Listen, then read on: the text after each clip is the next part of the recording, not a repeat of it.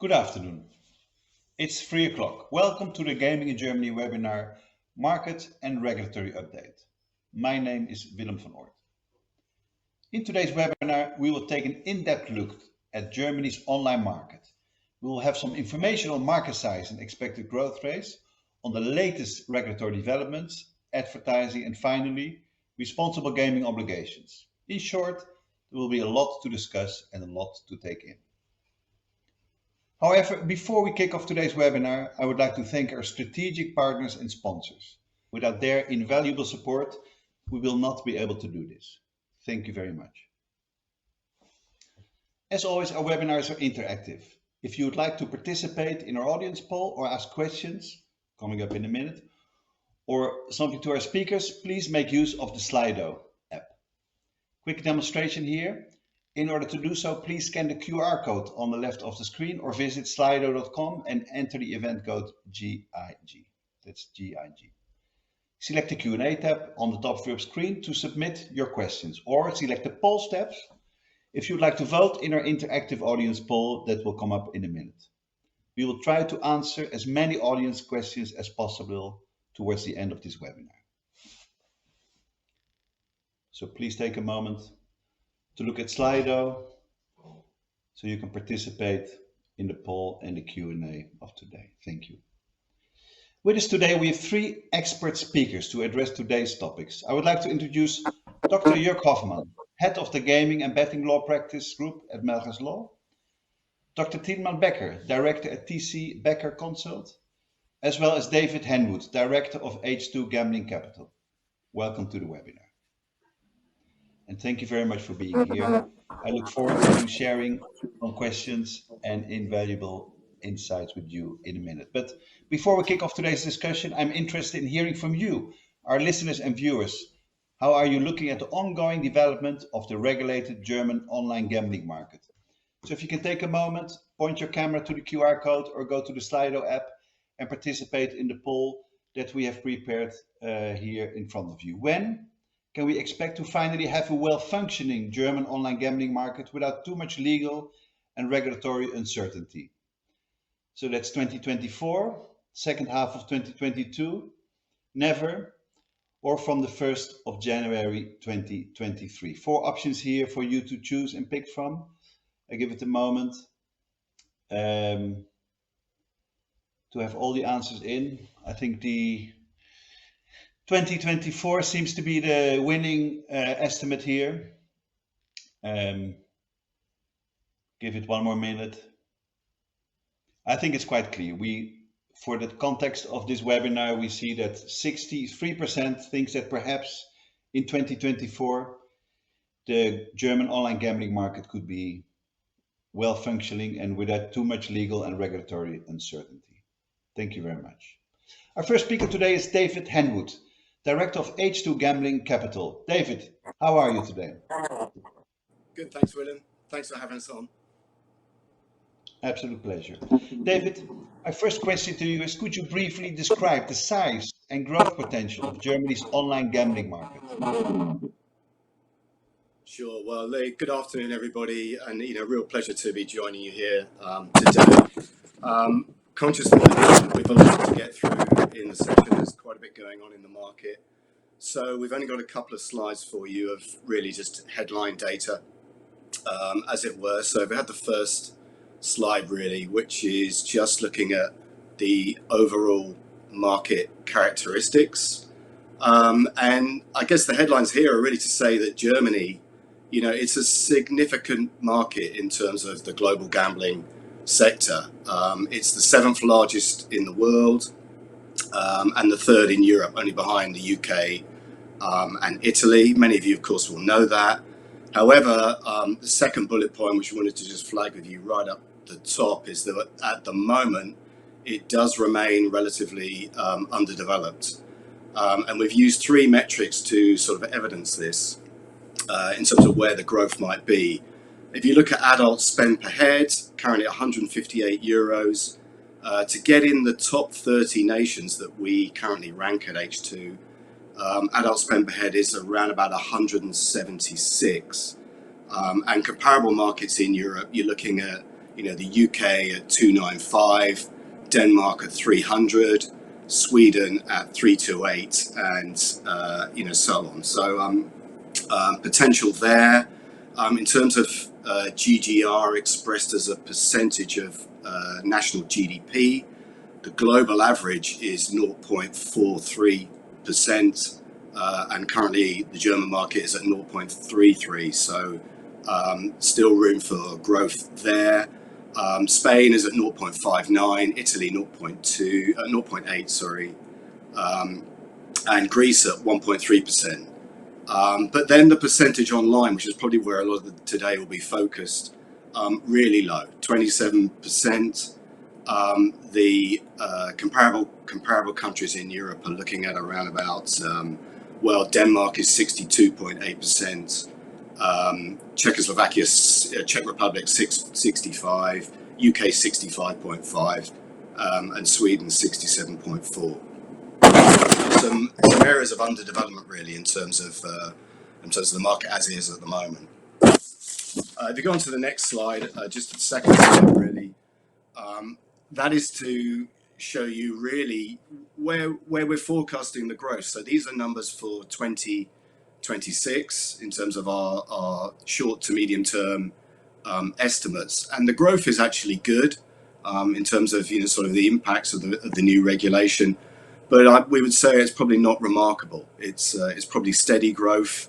We're looking at reaching a total market size of 16.2 billion by 2026. It's currently 14.9 billion. That's all gambling, betting, gaming, lotteries. I can certainly give you breakdowns of those if you do need them.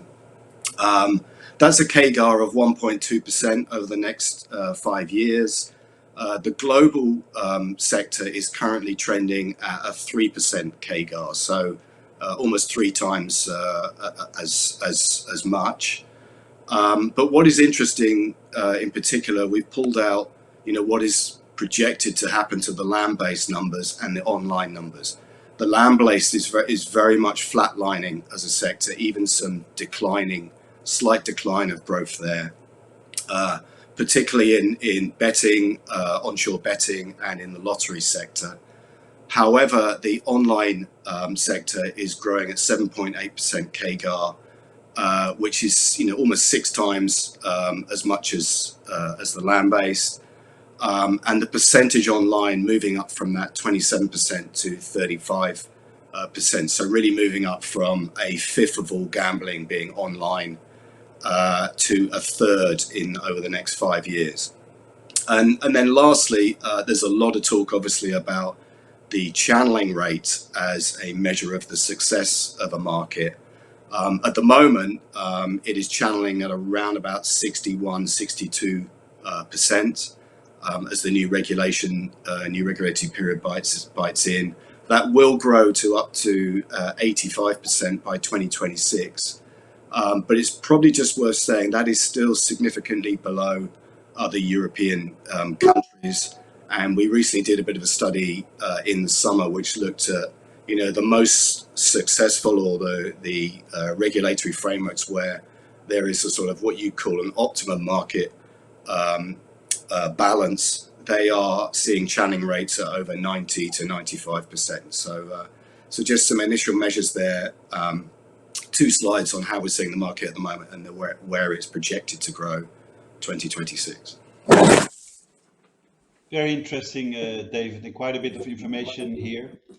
Of course, just to the audience at home here or in the office, if you'd like to submit a question for David or for those later, please scan the QR code on your screen or visit slido.com and enter the event code GIG.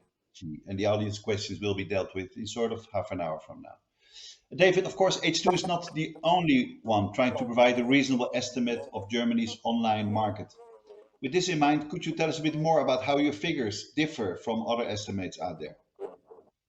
Yeah, sure. I mean, we're very conscious that we're not the only projections out there. For those of you that don't know H2, we are independent analysts, 100% dedicated on the sector. We've been around since the early 2000s, and our USP is that industry tracking model that covers over 160 different jurisdictions, And I guess our best credentials are our data is used by a lot of the operators, suppliers, and the regulators in the sector to sort of benchmark performance globally. That said, we're aware in particular that there has been a report come out in December, I think, from the state's gambling regulatory authorities that actually does mention a channeling rate figure in particular of 87%.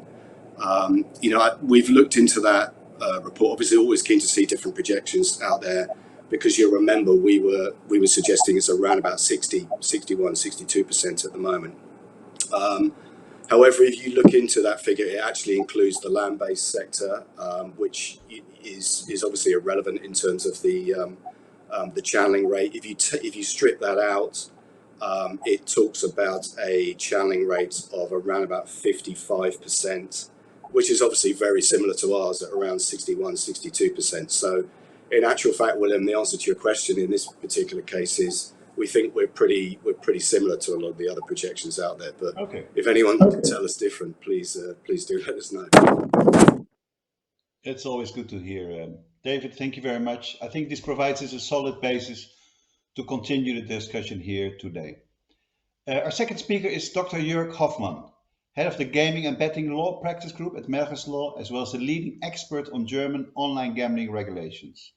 But before we turn over to him, I would like to remind everyone that if you'd like to submit the questions to one of our speakers, please use the Slido app, have it installed by pointing your camera to the QR code on the right side of the screen, and ask your questions to our excellent speakers today. Having that out of the way. Jörg, good to have you with us. How are you? Very well, William. Thank you very much. Good afternoon, everybody. And here we go. So, Jörg, kicking off the first question to you is, when will the GGL, Germany's national regulator, be operational? And what can we realistically expect from the GGL from the 1st of Jan 2023 onward? Yeah, the GGL will be our new super regulator. GGL stands for Gemeinsame Glücksspielbehörde der Länder. It's a German term that means Joint Gambling Authority.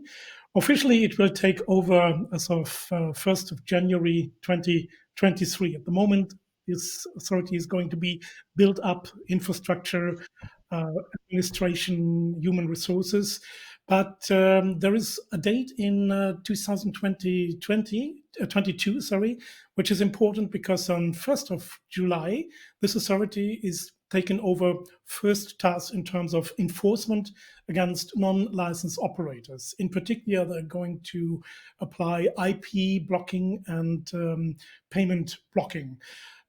Payment blocking currently is handled by the Ministry of the Interior in Lower Saxony.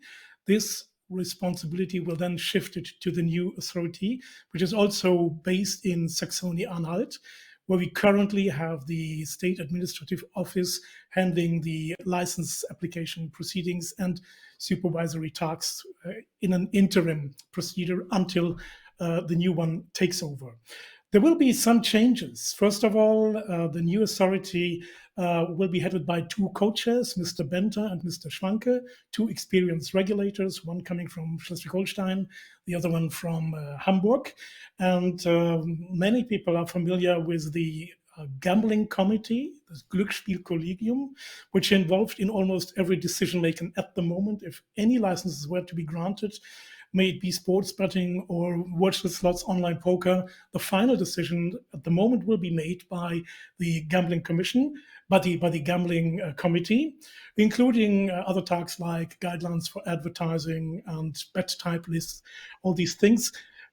Since we have 16 regulators being members of that committee, because every regulator is representing his own German state. These processes of decision making are pretty much delayed, as we can see. The gambling committee will stop being involved at the end of this year, and a new administrative board will be established on a more political level, on a state chancellery level, taking over tasks like providing guidelines, politics for the new application of regulatory means and regulatory goals by the new authority. So I personally expect that decision-making will then be easier. We will have a more autark decision-making proceeding with the authority. It also means that the regulators, which are currently responsible for certain tasks in supervising or in license applications, will no longer be responsible. That means that the regional council in Darmstadt, currently handling the sports betting license application proceedings, will then stop working on sports betting issues nationwide.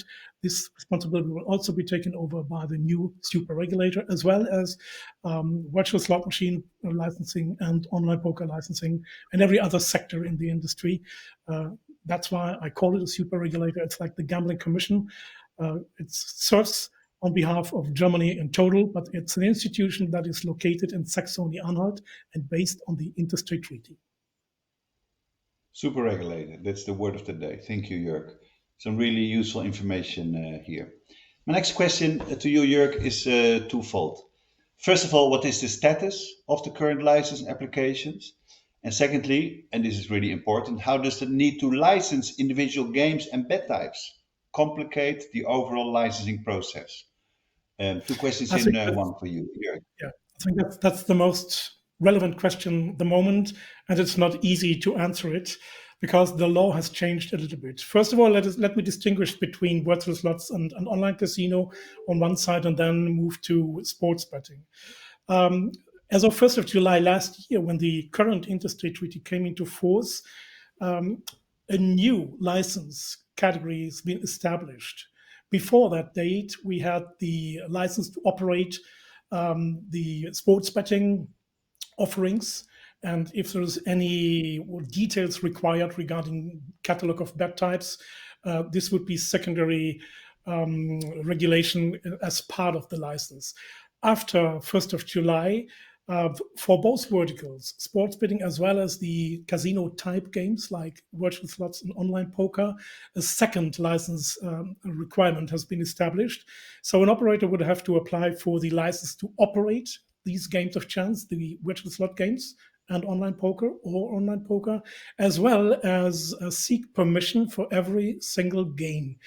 And if you are applying for, let's say, 300 or 500 games, that means you need to get the permission as a second license for all of these games which you like to offer as an operator. If you don't do so, this would be regarded as offering illegal games of chance. So that makes it a bit more complicated and delays the process of granting the license. It's a technical procedure, I would say, because I don't see any issues in approving these games. These are standard games and they have been approved in other jurisdictions. So that is something that can be one of the reasons why it takes so long to get the licenses. And you're asking about the status of the license application proceeding. I know that there are new case handlers with the State Administrative Office in Saxony-Anhalt. They're trying to put some pressure in finalizing the applications. There is more and more communication among the authority and the applicants. And to my knowledge, first license applications were finally reviewed. And the usual proceeding is that the authority sends a recommendation to the gambling committee, and whenever they meet, which is frequently maybe one time a month, could also be during a circular resolution, they have to decide whether they want to grant that license or they would like to reject it. They need to find a majority of 2/3, meaning 11 votes in favor or against the decision.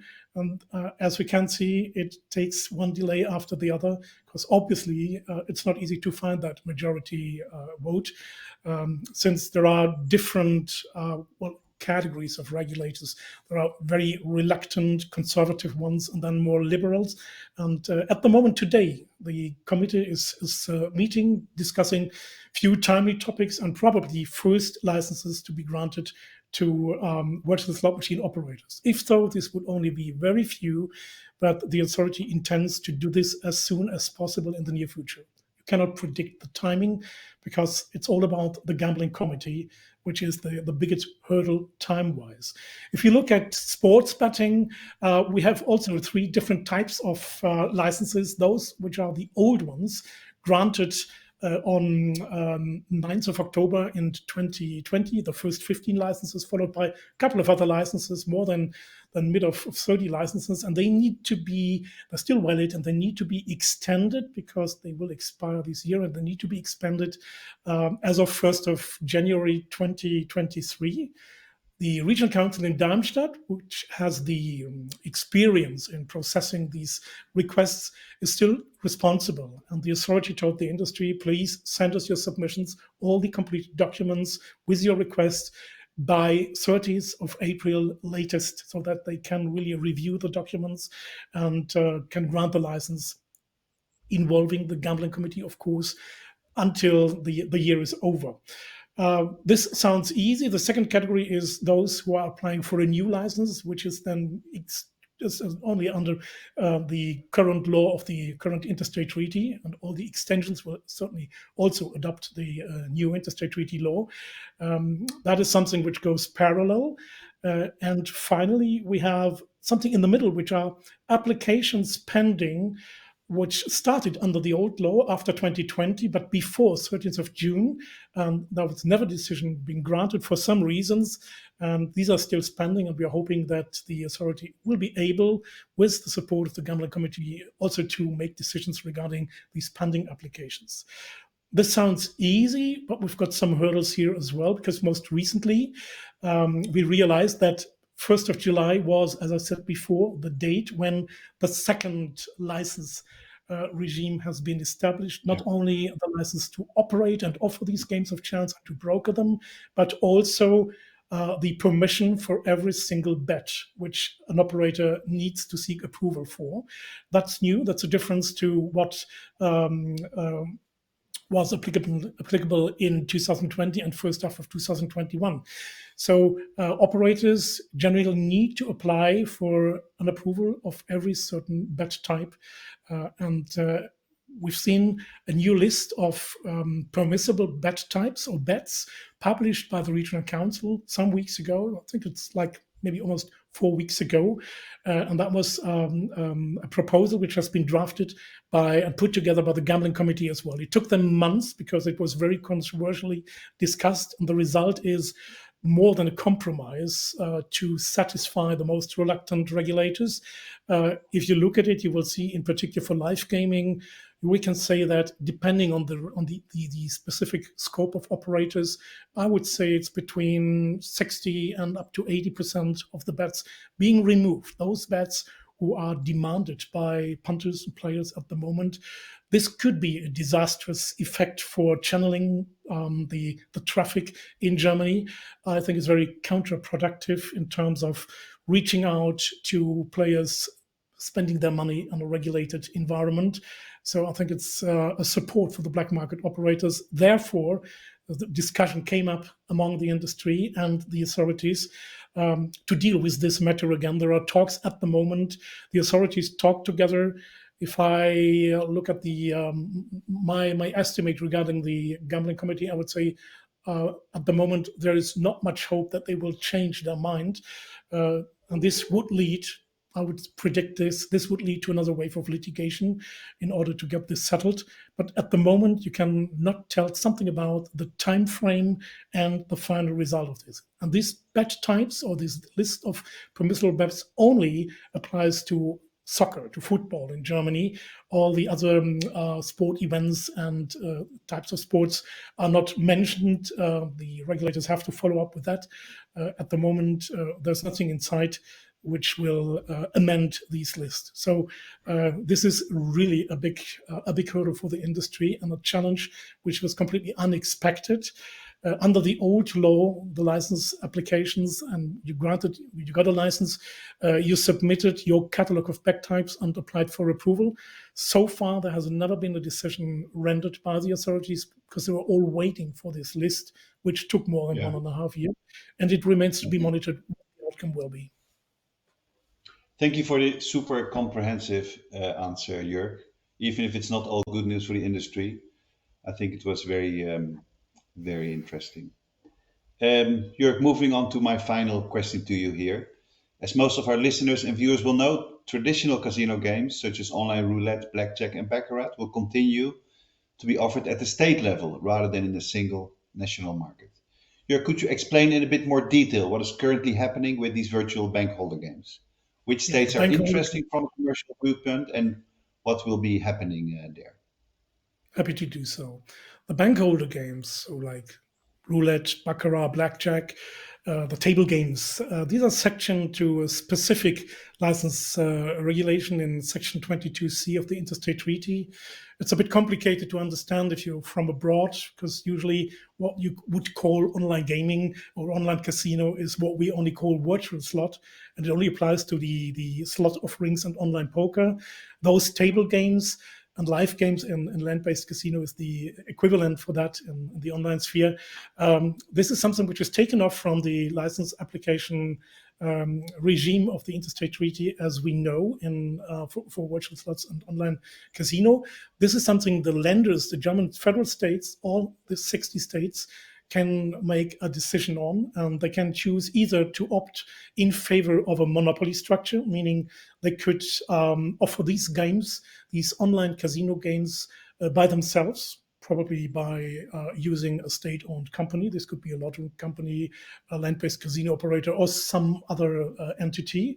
Or they could also vote in favor of issuing these licenses for private operators.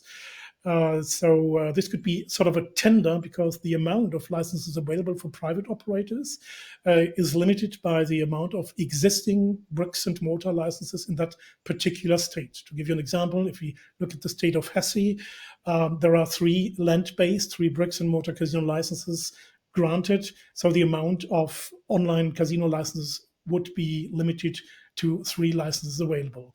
At the moment, we have heard that some states already made that decision. I think it's Bayern, Brandenburg, Thuringia most recently, just completed the notification a few weeks ago, and what did I miss? Saxony, I guess that's the fourth, saying we want to do it on our own. We want to support the monopoly idea. Whereas North Rhine-Westphalia and Schleswig-Holstein already passed their law, which has been published just a couple of days ago, in order to offer this tender for private operators to apply for such licenses. And insofar, these would be the interesting states for the industry. There will be 5 licenses available in North Rhine-Westphalia. I think it's the same in Schleswig-Holstein. Regarding the other states, we need to wait and see how they decide. Probably there's a majority opting in favor of monopoly structures. I cannot predict. But of course, for the industry, the interesting states are those who offer private licenses. But we need to understand these licenses are limited to the territory of that particular state. Like we've had this situation in Schleswig-Holstein, it's ring-fenced then. Although states can sign agreements for mutual support and cooperation under certain circumstances. I will not touch on this because it goes too much into details. That's possible. And you can also say for the suppliers, software suppliers, probably it's interesting also to find opportunities to cooperate with state-owned operators if they need technical support. This is feasible and permissible. That's another chance for doing business in that lenders with respect to online casino licenses. Finally, to conclude, I don't think that's a really safe legal platform we are discussing, because whenever you are going to offer a monopoly and exclude private operators, you need to justify the monopoly. And typically, the argument is that the private operators are not able to reach the goal of regulation or whatever it is as good as the state itself. In this case, where the law itself says, well, the private operators obviously, same capacity to reach these goals. It's just a discretion of the state whether he wants to use plan A or plan B. This might be questionable, but the future will see if there's litigation or not. It's at least something that is, let's call it, interesting in structure.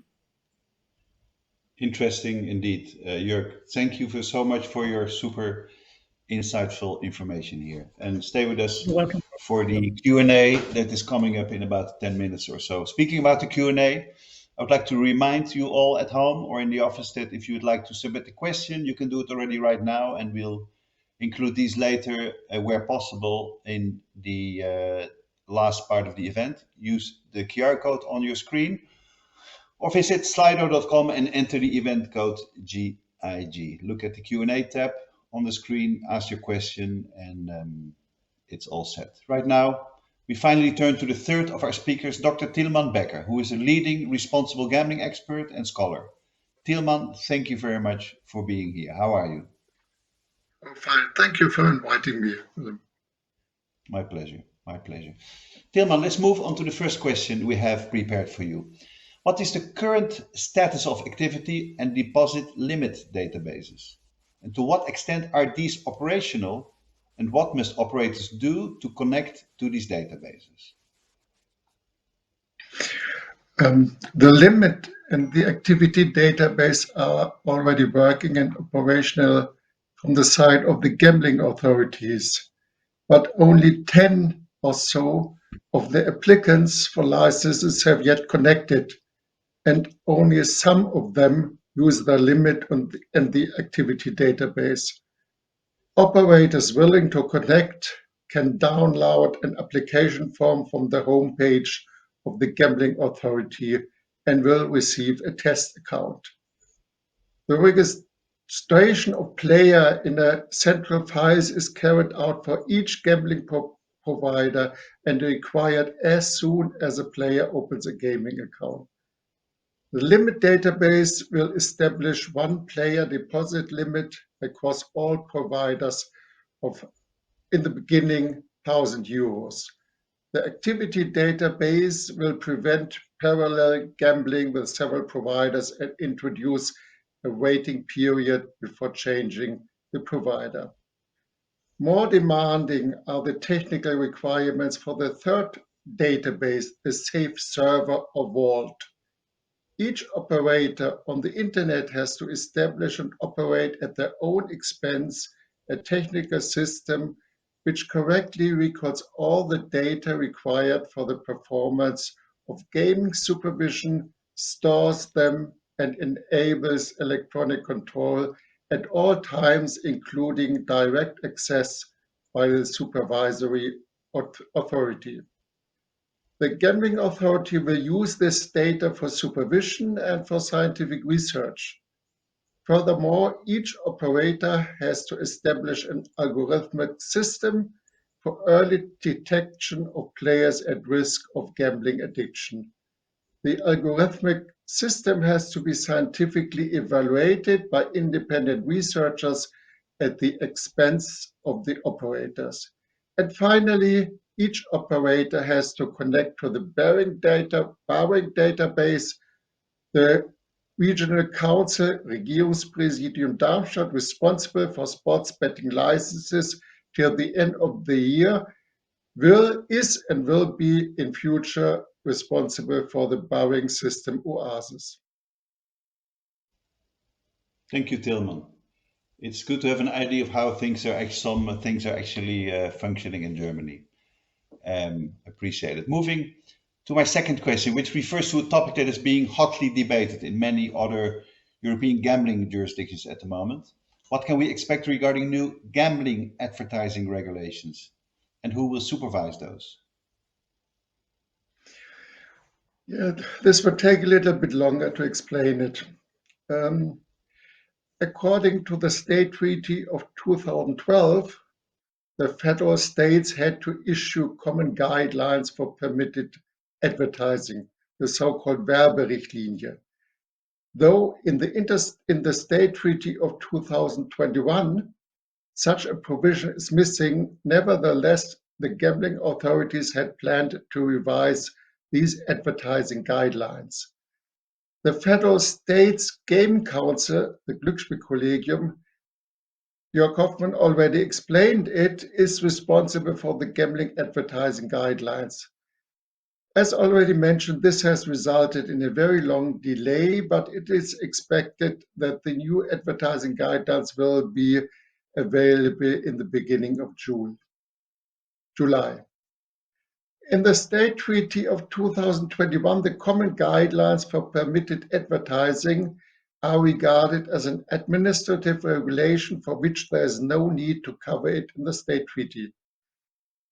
To put it that way, the preventive ban with reservation of permission was changed to a requisite ban with reservation of exemption.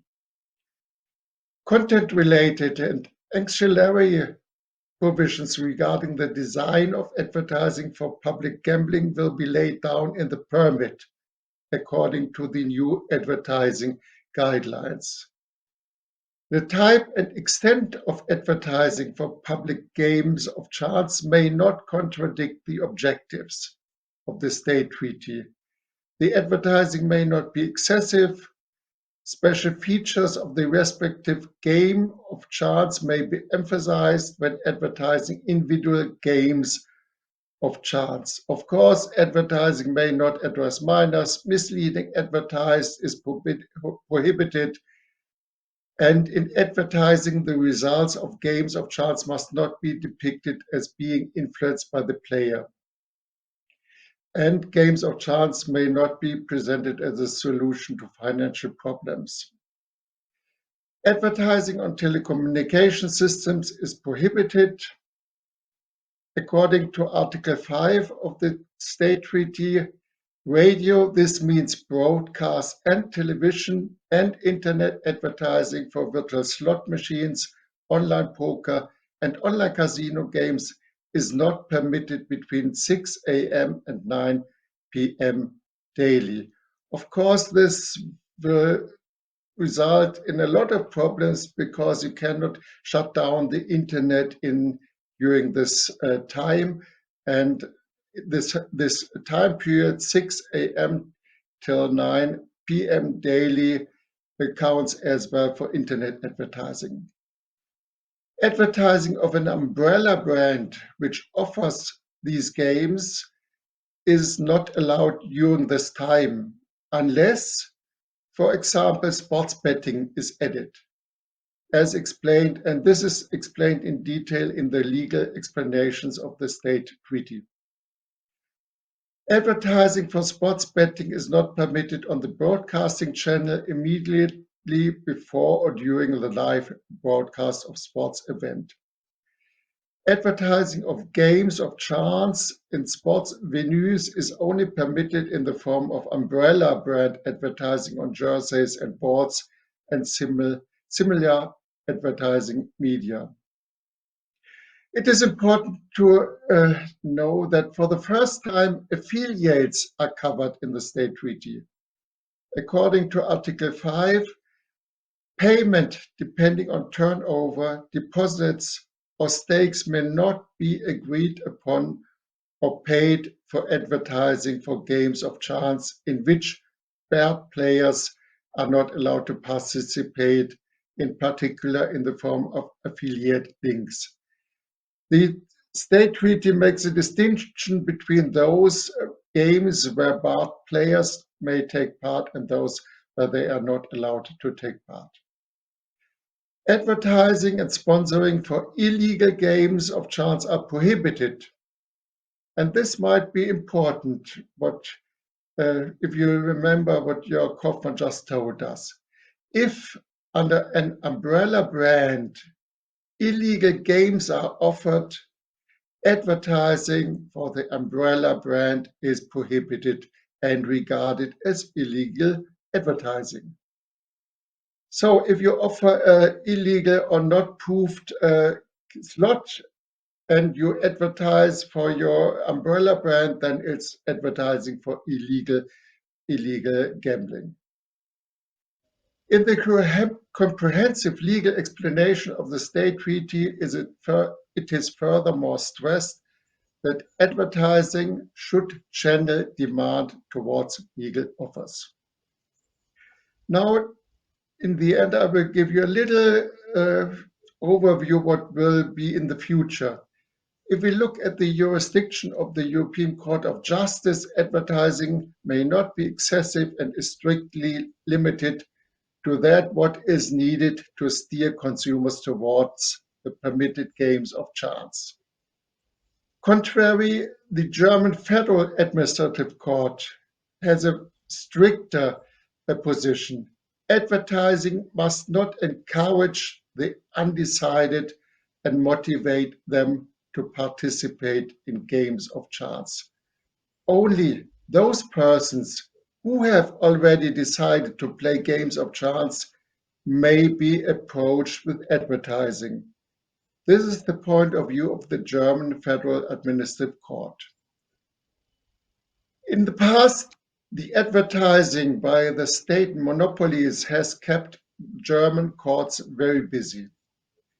This has resulted in a rather strict jurisdiction.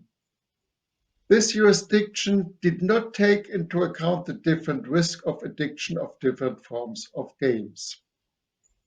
It remains to be seen whether the gambling authority and the jurisdiction will stick to the principles of the last decades that advertising may only inform about the availability of a game, but may not incite, encourage, or invite to gamble. Furthermore, it remains to be seen whether and how the jurisdiction will differentiate between advertising of a state monopoly and advertising of private companies with a license. Advertising, you can be sure, advertising was and will be one of the most popular topics in courts. Thank you. Yeah. Thank you, Professor Becker. That was a very comprehensive answer, a lot to think about at home here. My last question for you, or only for you at this point here today, is specifically what must be covered in the so-called social concept, Sozialkonzept in German. What is the long-term outlook? So this is about the part of the responsible gaming regulations here. Dr. Becker, please. Yeah, the social concept was introduced with the State Treaty of 2012. The social concept describes the measures that will be taken to prevent and remedy the social harmful effects of gambling. And in paragraph 6 and in paragraph 7 of the State Treaty, the required content is described in detail. For example, the one requirement are regular staff training courses for the supervisory staff in terrestrial venues as well for the permit holders of online licenses with the involvement of third parties with qualifications on addiction treatment. Furthermore, a reference to a telephone advice of provider independent help offers with a uniform nationwide telephone number has to be put on the homepage. Information of the barring procedure, a self-test, advice on responsible gambling, information on the prohibition of minors, the payout quota, the name of the permit holder and other information has to be given on the homepage and has to be described in the social concept. An important distinction is made between the social concept for an offer in the internet and for an offer in a terrestrial venue. The social concept of providers offering games in the internet have to be evaluated scientifically at their cost. For those internet offers already in place, like the charity lotteries, the gambling authorities have asked for a scientifically evaluation of the effectiveness of the social concept after one, or in some cases even after several years. Organizers of casino games, online poker and virtual slots machines on the internet, as well as organizers and brokers of sports betting on the internet, must use an algorithm-based automatic system for early detection. This system has to be based on scientific evidence and is, together with this description of the measures undertaken for prevention, part of the social concept. Finally, I would like to stress that for a scientific evaluation of this algorithm, three aspects are important. Which data is used for the system? How is the data combined? And when and what measures are used for intervention. Thank you, Willem. Thank you, Dr. Becker. Quite comprehensive and interesting. And I'm sure we can look back at the video tomorrow for those who watch at home to look again some of the details that we've just heard. For next question, we stay with the topic of responsible gambling and how responsibility can be balanced with market attractiveness. And that question goes to both Jörg Hofmann and Tilman Becker. So the question we would like to ask you both here is, from a player protection perspective, is stricter regulation always better? Or at which point do strict regulations become counterproductive? Dr. Becker? Yeah, thank you, Willem. It's a very interesting question. The stricter the regulation, the higher the incentive to offer illegally and to play illegally. The stronger the fighting against illegal offers, the higher the incentive to offer and to play legally. It's a kind of equilibrium. The benefits and costs of legal and illegal offers will be evaluated by providers and by players. An equilibrium has to be found. At the time being, nothing is done to fight illegal offers. Accordingly, the benefit of legal offers, for example, through advertising, is important. Accordingly, providers who request for some soft advertising rules is justified.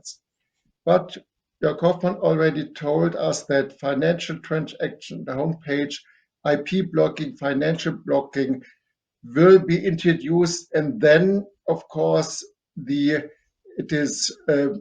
has higher cost to offer illegal offers, and therefore it's a kind of equilibrium.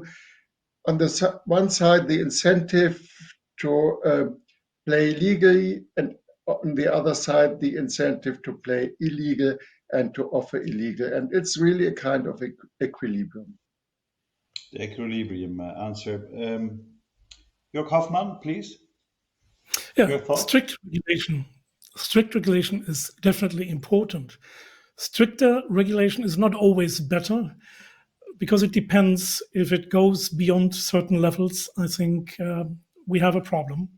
Because if we define the basis or the criterion for assessment to be player protection, the regulation is best that ensures this protection as the best one. That means if the player is seeking his offers somewhere outside of regulated markets, of licensed offerings, we will not reach out to the player, and the player protection is zero. That is not going to be happening if it's a balanced regulation and the offerings are attractive enough to the player himself. I think it would be much better to focus on player protection, not on the scope of the offering, but on education, on monitoring player behavior, a sound social responsibility concept.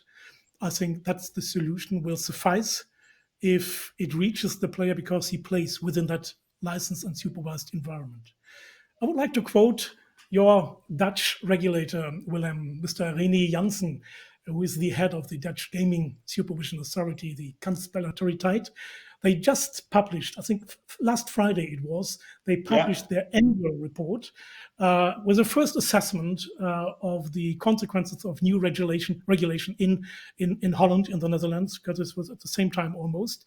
And he points out 4 factors why the black market in the Netherlands has fortunately become increasingly smaller. First one is they're offering legal offerings. Players prefer to play in a legal environment. Second one, he said, is at the same time, it's attractive offerings. That's something which I would like to highlight. The third one is intensified action against unlicensed illegal operators as an effective measure, which is very important. And the whole industry that applies at the moment for licenses is waiting for the ideas of regulators how to conduct enforcement in Germany as well. And finally, he said it's controlled advertising for legal gambling products. There was this discussion about reducing advertising opportunities in the Netherlands. He said we need to inform the players, and we need it to do in a way that reaches out to players. I think this is something we can learn from, and we should consider for our own regulation. Two different I point think of it's views. important. Yeah, sorry. I think it's to inform the player what is legal and illegal. I think this is very important because many players don't know whether they play on a legal side or an illegal side. Definitely a factor to take into consideration. One question, two answers with some similarities, some differences. Let's monitor this topic in the next months and years and see how the markets find its best solution here. Before we move to the audience Q&A, the last part of the webinar here, a final quick reminder to you at home or in the office that you can participate in the Q&A now by asking the question through the Slido app. Point your camera at the QR code that you see on the screen, or go to the Slido app on slido.com and click the Q&A tab. So let's move to that part, and welcome back, David. We're running a little bit late, so let's try to keep the answers short and sweet, please. And I'm looking at Slido for the first question, please. That's one pointed to David. It's a detailed question, so please keep it short, David. Looking at taxation, 5.3 on stakes, casino restrictions, deposit limits. What leads you to believe that 85% channeling in 26 is realistic? Well, it's such an important market. I think we put at the top of the session there how significant it is probably for a lot of the major operators. And as the bigger operators get bigger, and they have more sort of reach over the whole of European gambling, you will definitely, we believe, see them as licensed operators within Germany going forward.